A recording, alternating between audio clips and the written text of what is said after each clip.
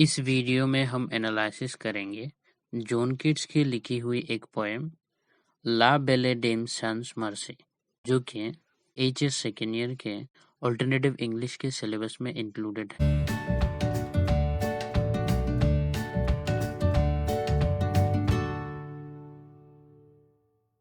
है।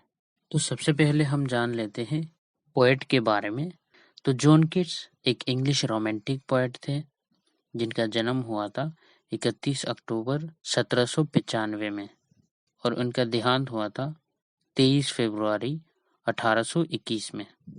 उनकी डेथ का कारण ट्यूबरक्लोसिस था। ट्यूबरक्लोसिस उनके वक्त में एक बहुत ही डेंजरस बीमारी थी जिसकी वजह से बहुत लोग मर रहे थे और उन्हीं लोगों में से एक जॉन कीट्स भी थे। जॉन कीट्स की जिंदगी बहुत ही छोटी सी है, लगभग वो 25 साल ही जिंदा रहे, लेकिन उन्हीं 25 साल की जिंदगी में उन्होंने बहुत उम्दा पोएट्री किया है जिनकी वजह से उनको आज भी याद किया जाता है। और क्रिटिक्स उनके बारे में ये भी बताते हैं कि अगर उनको एक लंबी जिंदगी मिलती तो शायद इंग्लिश लिटरेचर में शेक्सपियर से भी आगे उनका नाम लिया जाता। उनकी पोएट्री की स्टाइल, उनकी पोएट्री की सब्जेक्ट्स इतनी बेहतरीन है कि जिनको पढ़ने के बाद लिटरेचर से लोगों को मोहब्बत ही हो जाती है। उनकी कुछ नोटेबल पोएम्स जिनका मेंशन करने जा रहा हूँ: Ode to a Nightingale, Sleep and Poetry, On First Looking into Chapman's Homer, Ode to Autumn, etc. ला बेले डेम सैंस मर्सी ये एक बैलेड है। बैलेड इज ए पोएम और song narrating a story in short stanzas. Ballad एक गीत या फिर एक कविता है जिसमें एक शॉर्ट स्टोरी सुनाई जाती है। इस पोएम को जॉन कीट्स के बेहतरीन पोएम्स में से माना जाता है, जिसको उन्होंने अपनी मौत से कुछ ही दिन पहले लिखा था। क्रिटिक्स उसको उनकी ट्यूबरक्लोसिस से जूझने के साथ भी रिलेट करते हैं। ला बेले डेम सैंस मर्सी ये एक फ्रेंच टाइटल है जिसका इंग्लिश ट्रांसलेशन कुछ इस तरह होता है: the beautiful lady without mercy, एक निर्दयी हसीना, एक ऐसी हसीना जिसके दिल में कोई दया नहीं है। हम जब इस पोएम को पढ़ेंगे तो हमें पता चलेगा कैसे एक हसीना निर्दयी हो सकती है। ये एक नाइट की स्टोरी है। नाइट इंग्लिश ट्रेडिशन में आर्मी के एक ओहदे का नाम है। अगर किसी को नाइट का ओहदा मिला हुआ है तो उसके नाम के आगे सर लगा के उसको ऑनर किया जाता है। इस पोएम में पोएट एक नाइट से बातचीत करते हैं, उससे उसके इधर उधर भटकने का रीजन पूछते हैं। आइए हम अब पोएम को लाइन बाय लाइन देखते हैं। O what can ail thee knight at arms. Ail का मीनिंग है तकलीफ होना। नाइट एट आर्म्स का मीनिंग है ऐसा नाइट जो अपने आर्मर पहना हुआ है। आर्मर उस कवच को कहते हैं जो सोल्जर पहन के जाते हैं युद्ध में। अलोन एंड पल्ली लोटरिंग। लोटरिंग का मीनिंग है बिना पर्पस के इधर उधर भटकना। और पेली का मीनिंग है मुरझाए हुए। द सेज has withered from the lake and no bird Singh.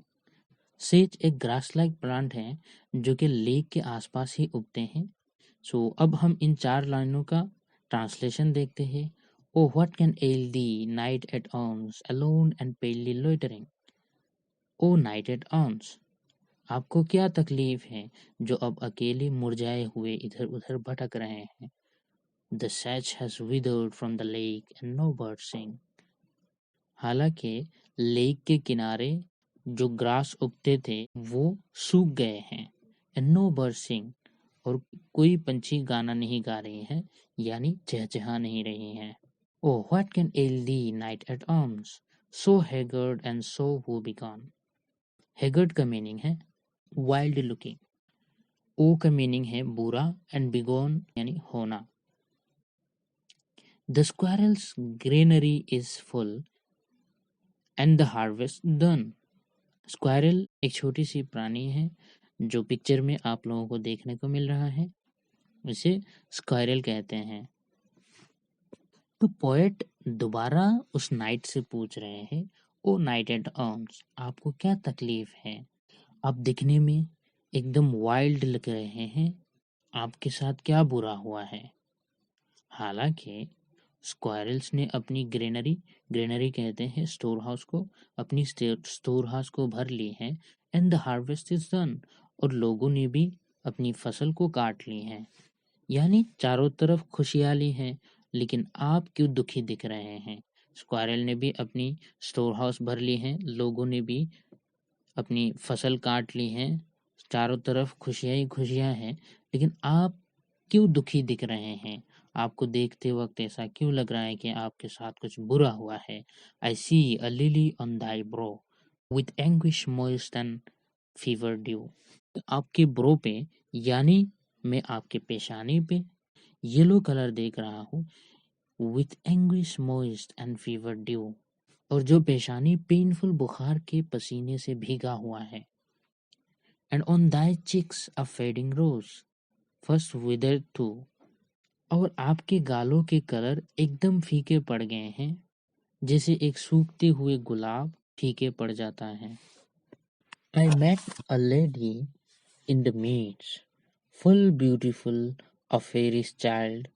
Her hair was long, her foot was light, and her eyes were wild. तो नाइट ने पोएट को ये जवाब दिया कि मैं मिड्स यानी मिडो, हरे भरे घास के मैदान में एक हसीना से मिला, जो परियों की तरह खूबसूरत है, और उसके लंबे बाल हैं, और उसके पैर बहुत ही हल्के हैं। उसकी आंखें वाइल्ड हैं।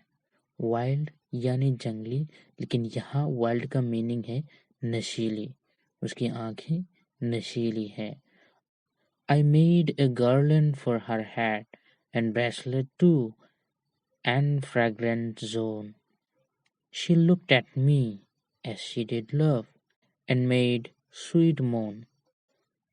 मैंने उसके लिए एक फूलों का मुकुट बनाया और एक ब्रेसलेट बनाया जिसमें से खुशबू आ रहे थे। She looked at me as she did love and made a sweet moan. उसने मेरे तरफ ऐसे देखा जैसे कि वो मेरे लव में पड़ गई हैं, और उसने मीठी आवाज में आह भरी। I set her on my pacing steed, and nothing else so all day long. मैंने उसे अपने तेज रफ्तार घोड़े, स्टीड का मीनिंग है घोड़ा, तेज रफ्तार घोड़े पे बिठाया, और पूरा दिन और कुछ नहीं देखा, यानी बस उसी को देखता रहा। For sidelong would she bend and sing a fairy song. जब हम साथ चल रहे थे, वो मेरी तरफ थोड़ा झुक के परियों वाले गीत गा रही थी। She found me roots of relish sweet and honey wild and manna dew. उसने मुझे कुछ मीठी जड़ें दिया, रूट्स यानी पेड़ों के जड़ें, एंड कुछ वाइल्ड जंगली शहद यानी जंगली हनी मुझे दिया, जिसका टेस्ट मन्ना ड्यू की तरह है। मन्ना ड्यू एक बिब्लिकल रेफरेंस है। बाइबल में इजराइलीज का एक स्टोरी है कि जब वो इजिप्ट से भाग रहे थे, रास्ते में उनको गॉड के तरफ से कुछ हेवनली खाना दिया जाता था, जिसको मन्ना कहा जाता है। ये मन्ना हेवन से आता था, जन्नत से आता था, और इसका मेंशन कुरान में भी मिलता है। And sure in language strange she said, I love thee true. और उसने एक अजीब जुबान में कहा, मैं तुमसे सच्ची मोहब्बत करती हूँ। She took me to her elfin grot and there she wept and sighed full soul. वो मुझे अपनी जादुई गुफा ले गई, वहां जाके वो रोई और दुख भरी सांस लिया। एल्फिन ग्रॉट यानी जादुई गुफा, वो गुफा जहां वो मर्सीलेस हसीना रहती थी। And there I shut her wild eyes with kisses for. और वहां मैंने उसकी नशीली आंखों को 4 बार किस करते हुए बंद किया। And there she lulled me asleep and there I dreamed, ah वो appetite। और वही उसने मेरे पीठ थपथपाया। लर्ड का मीनिंग है पीठ थपथपाना। बच्चों को नींद लाने के लिए जो पीठ में थपथपाते हैं उसको लर्ड कहते हैं। और वही उसने मेरे पीठ थपथपाया और मुझे नींद आ गई। और वही मैंने एक ख्वाब देखा जो बहुत ही दुख भरी एक ख्वाब थी। The latest dream I ever dreamt on the cold hillside। और ये सबसे नया एक ड्रीम था, सबसे नया एक ख्वाब था जो मैंने उस कोल्ड हिल साइड में देखा। I saw pale kings and princes too, pale warriors, death pale were they all। तो नाइट उस ख्वाब को बयान कर रहा है कि उसने ख्वाब में क्या देखा, सपने में क्या देखा। उसने देखा राजा, राजकुमार, योद्धाएं सब मेरे आसपास जमा हुए हैं और मैंने उनके चेहरे पे मौत का रंग देखा। They cried, La belle dame sans mercy, thee hath in thrall।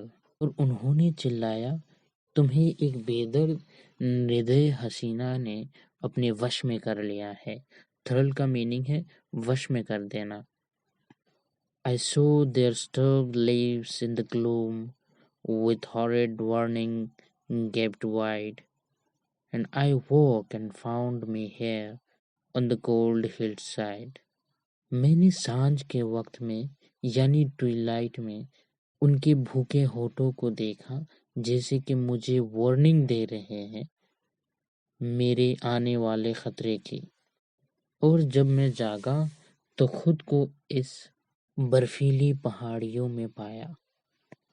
And this is why I sojourn here, alone and palely loitering, though the sage is withered and from the lake, and no birds sing।